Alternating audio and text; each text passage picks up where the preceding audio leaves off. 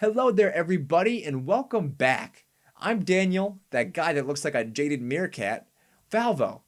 And today I'm bringing you everything you need to know about the basics of rates. Let's get started. First, let's do some armchair etymology. Ratio and rate look pretty similar, right? They both start with RAT. And honestly, I've looked it up. I cannot figure out if they come from the same root word, but it works out for us because a rate is a special kind of ratio. Now I just need to figure out how ratatouille fits into all of this.